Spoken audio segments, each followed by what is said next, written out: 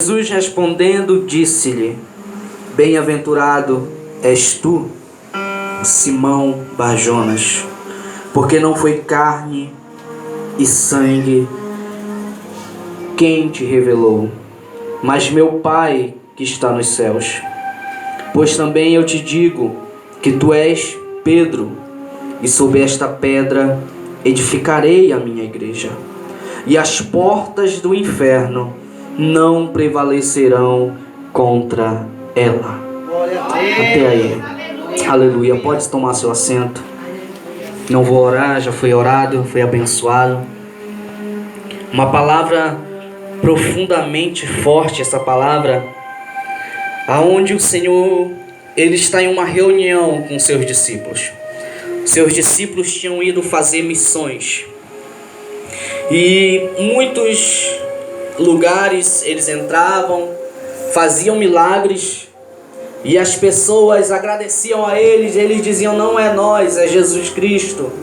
E as pessoas diziam que Jesus era muitas coisas, testificavam, testemunhavam o nome de Jesus. Algo profundo é eu imaginar, aleluia, só um degrauzinho a mais. Aumentar ou baixar? Um degrauzinho a mais, só. Tá bom. Aleluia. As pessoas falavam que Jesus era muitas coisas. Diziam que Jesus era apenas um carpinteiro. Diziam que Jesus era só filho de José e Maria, era só apenas um homem. Muitos falavam mal, outros falavam bem. É normal. É normal por onde nós andarmos. A nossa história é ser vista por muitos olhos, e muitos olhos nos vê muitas das vezes como pessoas ruins, e outros nos vê como pessoas boas. Todos nós, se formos contar, temos histórias, e aonde passamos deixamos um legado, e muitas das vezes o legado não é bom, não porque nós sejamos ruins, mas porque pessoas viram e deduziram coisas erradas. E não era assim, não era diferente com Jesus. Aonde ele passava, muitos o amavam e o seguiam, e muitos também o odiavam. Mas chegou um certo dia que Jesus ele tem um íntimo com seus discípulos. E ali ele está a perguntar aos seus discípulos. Fica uma indagação, porque Jesus escolheu 12 discípulos. Muitos vêm dizer, é por causa das 12 tribos de Israel. Não, mera coincidência é. Mas Jesus escolheu 12 discípulos, porque os 12 discípulos, eles eram ali a marca de todos os erros de um ser humano, que um ser humano podia ter. Os seus discípulos eram a marca. Cada um deles tinha um defeito diferente. Se nós fôssemos escolher para andar com a gente homens, nós não escolheríamos aqueles 12, porque eles eram homens impulsivos, eles eram homens carnais, eles eram homens aonde nenhum daquela população, nenhum daquele tempo olhava para eles e dizia assim: eu quero que eles andem comigo, eu quero segurar na mão deles e andar com eles. As pessoas olhavam para eles e diziam: são apenas mais um. As pessoas olhavam muitas das vezes para eles e não o enxergavam. As pessoas muitas das vezes olhavam para eles e diziam assim: não dá em nada, não vai chegar em lugar nenhum. Talvez você seja um desses que Jesus escolheu, que as pessoas olham e dizem: não vai dar em nada, não vai chegar em lugar nenhum. Mas eu vim trazer uma palavra para a tua vida, que se Jesus te escolheu, não foi para que você aparecesse ou para que você se engrandecesse, foi que a palavra dele, para que ele viesse crescer na sua vida. Aleluia. Porque ele veio escolher as coisas loucas desse mundo para confundir as sábias.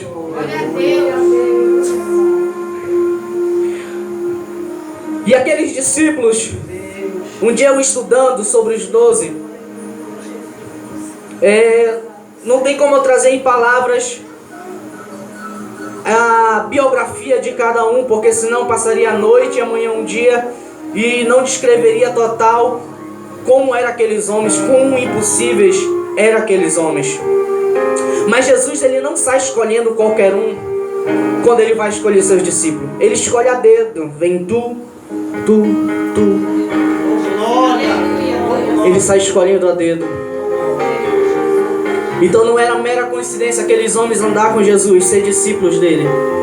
Jesus apenas queria aqueles homens para transformar em apóstolos e grandes pregadores, para que quando ele fosse levado ao Pai, não morresse, porque ele não morreu, ele está vivo, mas quando ele fosse levado para o Pai, ficasse homens corajosos, homens que não tinham nada a perder, homens que não tinham nada a temer e apenas coragem para levar o seu evangelho. Aleluia!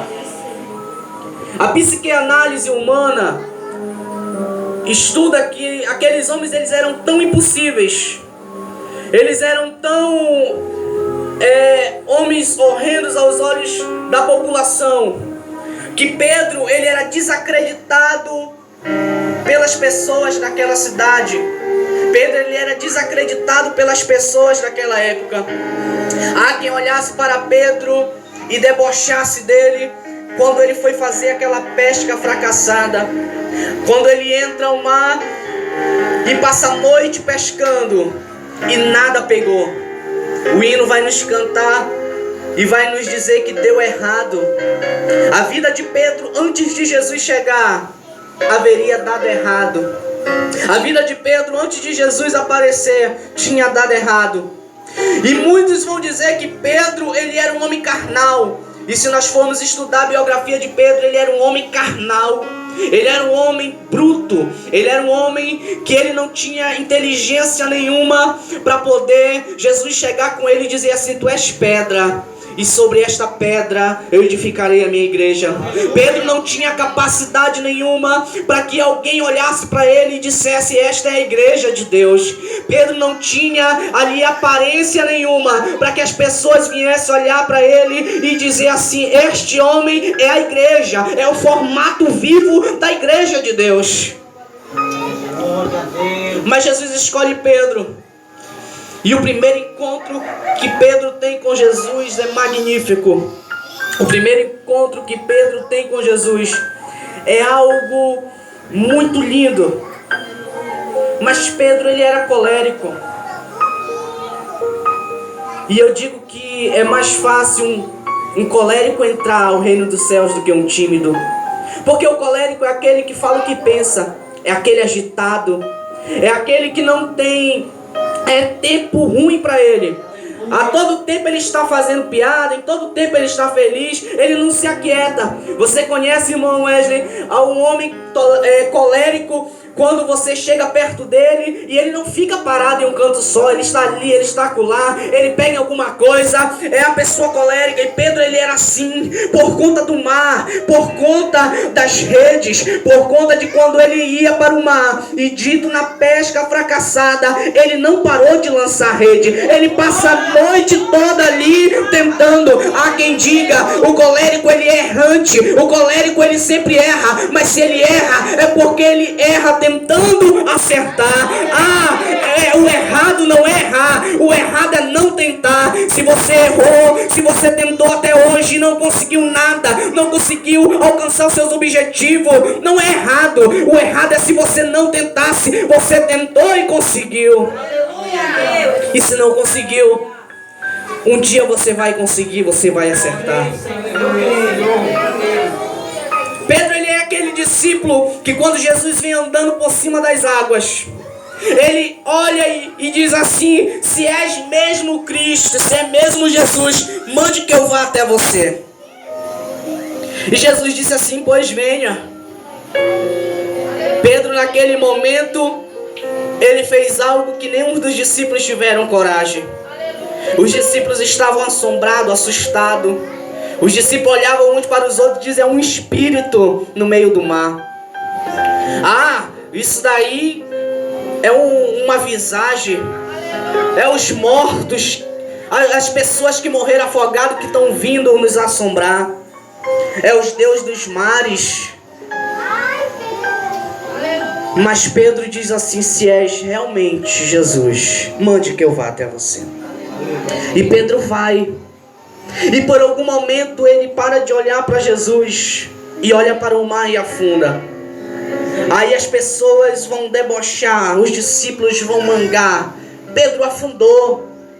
Jesus disse o que é para ele? O homem de pouca fé. É um homem de pouca fé. Mas se Pedro, que teve a coragem de sair do barco e andar por cima das águas, ir ao encontro de Jesus, era um homem de pouca fé, imagine aqueles que nem saíram do barco. Quem eles eram?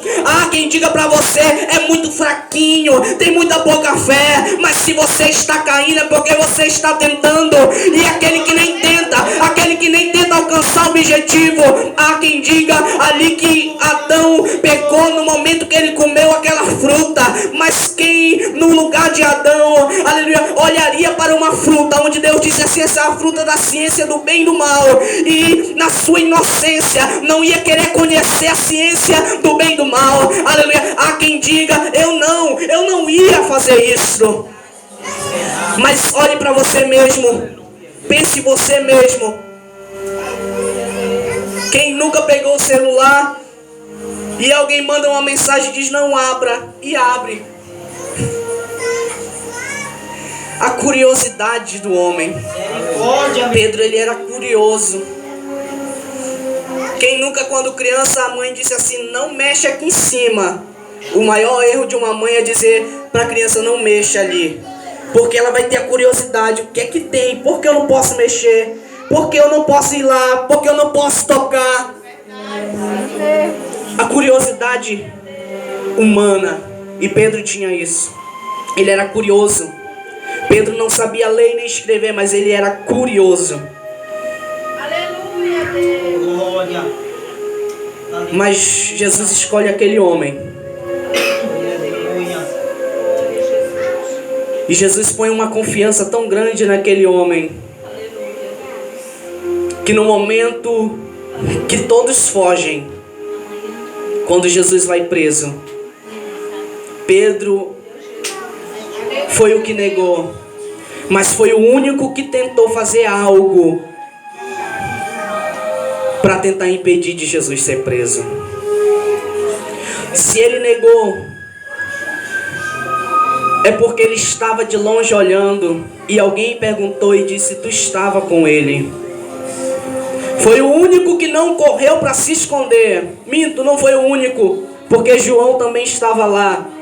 Mas João, ele era uma espécie de intocável, porque ele era ali fariseu. E ele era uma espécie de intocável, ninguém podia tocar nele. Ele era escriba, e todo escriba naquela época, a pessoa que sabia ler e escrever, ele não poderia ser preso, ele não poderia ser morto, chicoteado por ninguém. Porque as pessoas que sabiam ler e escrever naquela época eram pessoas muito valiosas. E ele era uma espécie de intocável. E no dia do julgamento de Jesus, ele está lá dentro, observando e vendo o julgamento. Jesus vai para a cruz e ele está ali acompanhando Jesus, carregando aquela cruz. Jesus está pendurado na cruz e ele está ali ao pé da cruz. Tanto que Jesus diz para ele e diz: olha, é Maria, ela é tua mãe. E diz para Maria: esse é teu filho. Porque ele estava ali. Mas o erro de Pedro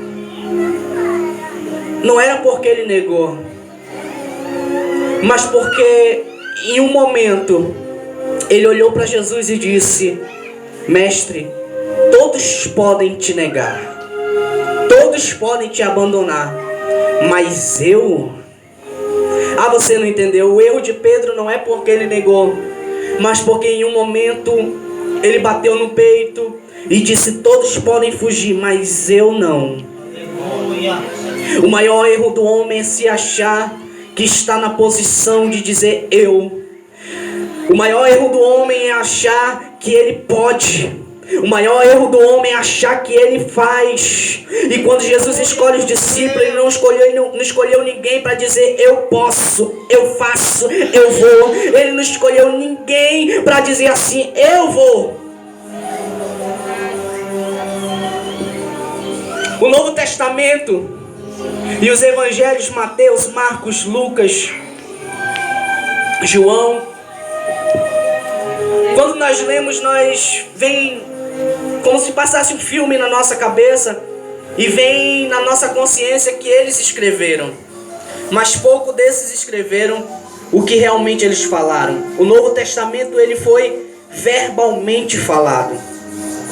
Ele foi falado verbal. Mateus, por ali ser um ex-cobrador de impostos, era um homem que tinha estudo. Sim, ele escreveu alguns dos outros evangelhos, como o evangelho de Lucas, foi ele quem escreveu. E Lucas já falou aquilo a que ele ouviu alguém falar. Lucas, ele era discípulo de Paulo, o apóstolo Paulo. E ele já ouviu o que Paulo falou sobre Jesus e ele falou, e Mateus escreveu. Já vem o evangelho de João, e João sim escreveu. João, o último apóstolo, ele escreve o evangelho, escreve as epístolas e escreve o Apocalipse. Mas foram homens que naquela época eles não tinham estudo, capacidade, mas tudo que Jesus falava eles decoravam e pregaram, falando a mensagem de Jesus. Tanto que o primeiro livro do Novo Testamento, não, há muitos que pensam que é Mateus, mas o primeiro livro a ser escrito foi Marcos, e foi escrito há 60 anos depois que Jesus tinha morrido. Mas as pessoas tinham a capacidade, principalmente os judeus, de decorar as coisas. Tanto que quando Jesus aparece naquela cena, eu acho que muitos assistiram o filme de Jesus hoje, né? Eu acho que foi o que mais passou, eu não assisti. Mas o que mais deve ter passado na televisão é Paixão de Cristo, o filme de Jesus. Aparece Jesus com 12 anos, ali se perde de seus pais, e quando vão procurar, ele está no templo, ali junto com os sacerdotes, ensinando. Mas naquela época havia uma lei, e essa lei era que toda criança com 12 anos, ela tinha que ir ao templo, fazer um teste. E como judeu, tinha que honrar o seu nome, ou o seu título, o seu sangue de judeu, e citar no mínimo 5 versículos do livro de Levíticos. Mas quem era levita de sangue tinha que citar 623 versículos. Mas Jesus não, ele era diferente desde criança. Jesus, ele começa a falar e não parava mais. E tudo aquilo que os mestres da sinagoga falavam para Jesus, Jesus já sabia. E tudo aquilo que Jesus falava aos mestres da sinagoga, eles não sabiam. Aí eles fazem uma reunião, vem cá, quem é este menino? Que tudo aquilo que nós falamos para ele, ele já sabe. E tudo aquilo que ele fala para nós, nós não sabemos. Quem é este? Porque Jesus, desde pequeno, ele já tinha a unção divina sobre a sua vida. Porque desde moço, ele não foi o filho de Deus quando ele inteira 30 anos e vai fazer o seu ministério, não. Ele já nasce, porque ali ele nasceu para ser cego, para cumprir o chamado. Ele nasceu pela promessa enviada ao anjo a Maria. E ele já tinha aquela unção divina.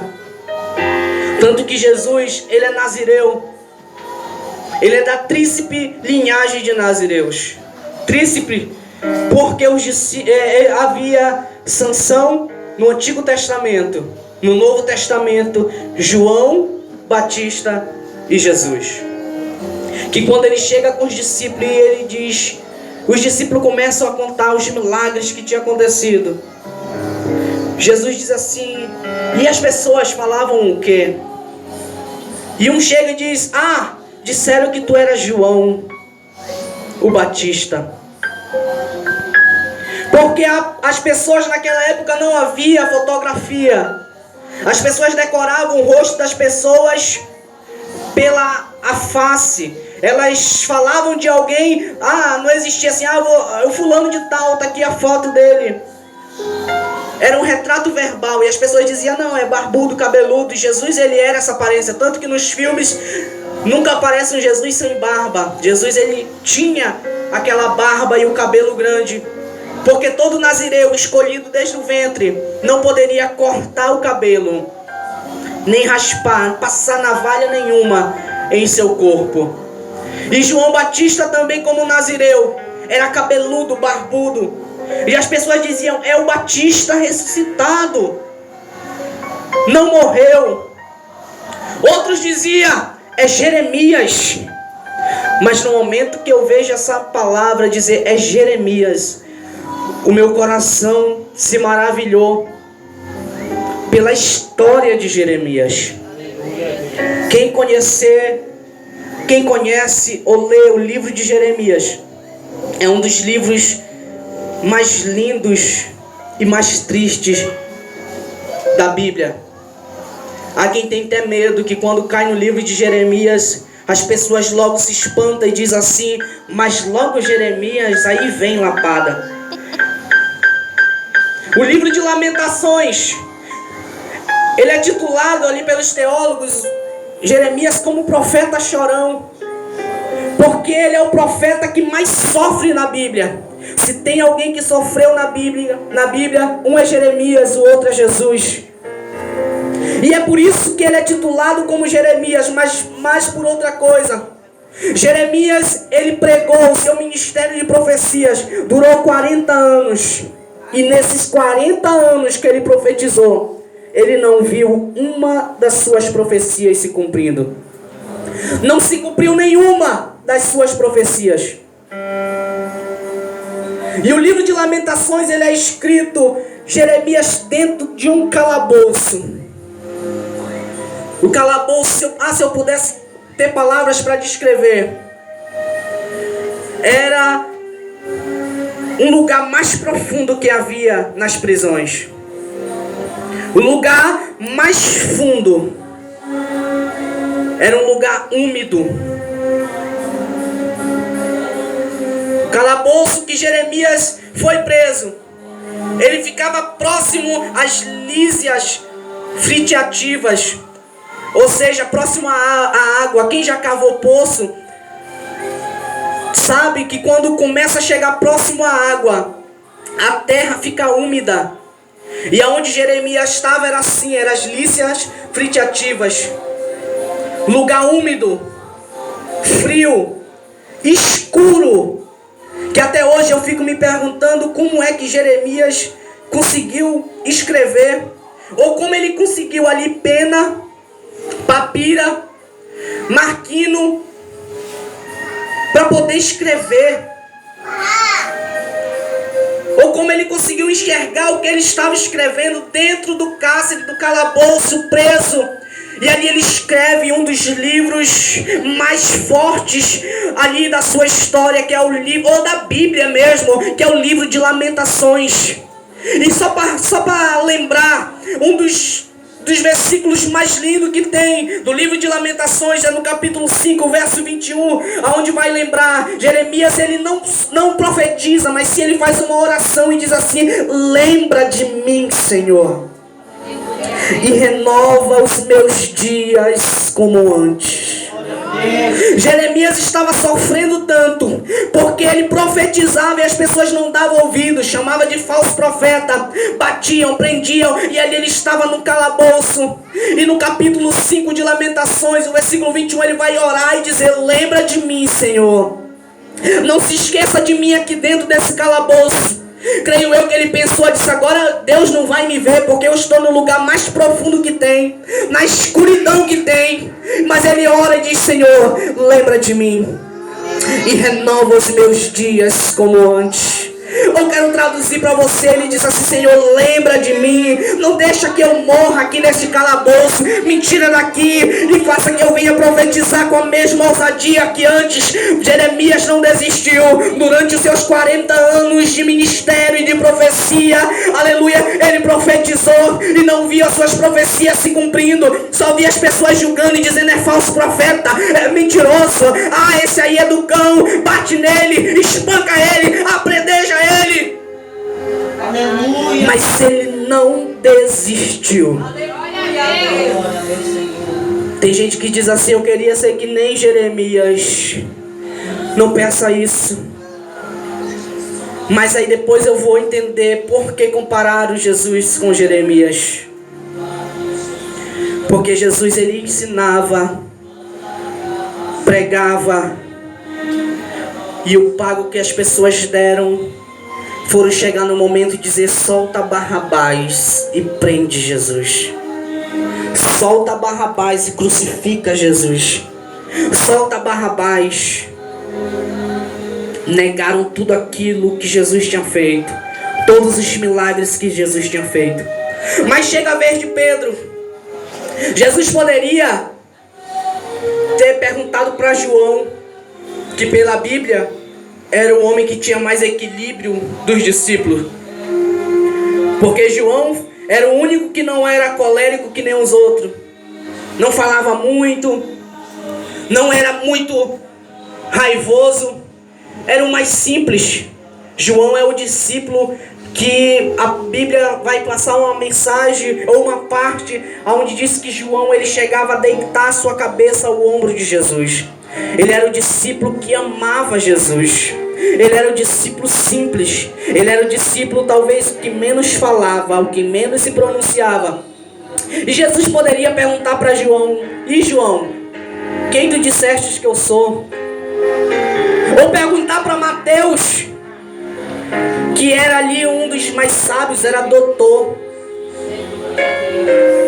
Ou perguntar para André, que era um homem que tinha as palavras firmes, falava e não negava aquilo que ele falava, não tinha contradições em suas palavras.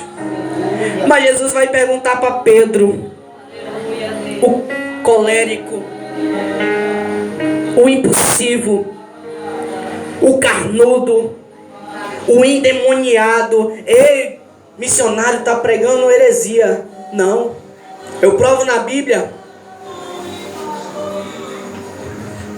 Pedro começa a dizer para Jesus: não vai não, não deixa, tu não precisa morrer por este povo, para com isso. E Jesus olha para ele e diz assim: para trás de mim, Satanás. Jesus expulsa Satanás, mas não expulsa Pedro. Satanás, sai dele, para trás de mim. Esta é a igreja aonde eu estou pregando, porque Pedro, ele representa a igreja de Deus. É esta igreja, é uma igreja aonde Jesus expulsa o demônio. Era um homem tão impossível que nem um demônio ele percebia que estava na sua vida, que usava a sua boca. Pedro falava o que queria, a hora que queria, e tinha momentos que Satanás emprestava seus lábios para falar coisas e ele não percebia. Mas Jesus escolhe Pedro e diz: Pedro, ou ele fala Simão Bar-Jonas. Simão Bar-Jonas, ou Simão, filho de Jonas. Bar, na língua hebraica, significa filho. Que nem o mesmo Bartimeu, que era Timeu, filho de Timeu, então chamado como Bartimeu. E Jesus diz: Simão Bar-Jonas.